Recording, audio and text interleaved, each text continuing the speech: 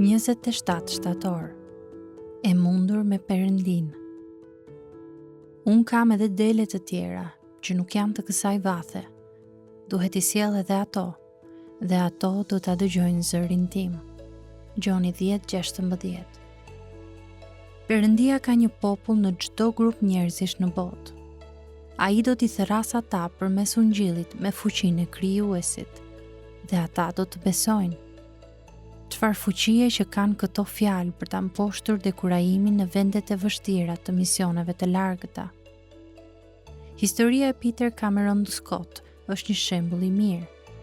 I lindur në Glasgow në vitin 1867, Scott u bë themeluesi I misionit Afrika, por fillimet e tij në Afrikë nuk ishin fare të suksesshme. Udhëtimi I tij I parë në Afrikë përfundoi me një sulm të rënd nga malaria që e detyroi të kthehej në shtëpi. Ai vendosi të rikthehej pas rikuperimit të shëndetit të tij.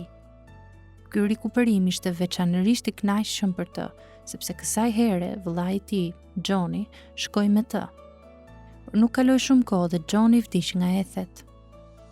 Krejt vetëm, Peter e varrosi vëllain e tij në tokën afrikane, dhe në agoninë e atyre ditëve ja kushtoi sërish veten predikimit të ungjillit në Afrikë. Sidoqoftë shëndeti I tij u përkeqësua sërish dhe ju desh të kthehej në Angli.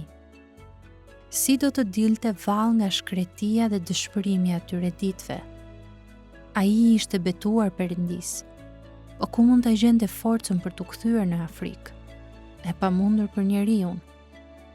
E gjeti forcën në kishën Westminster. Ati ishte varri I David Livingstone. Scott hyri brenda me qetësi, e gjeti varrin dhe u ngjyrnëzua para tij për t'u lutur.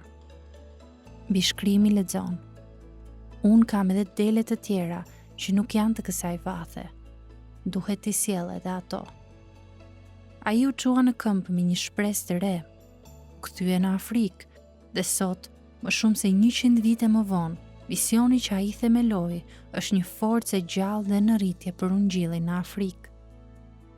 Nëse gëzimi yt më I madh është të përjetosh hirin e Perëndis që të mbush për brenda dhe që derdhet nga ti për të mirën e të tjerëve, atëherë lajmi më I mirë në të gjithë botën është që Perëndia do të bëjë të pamundurën përmes teje për të shpëtuar popujt e pa arritur nga ungjilli.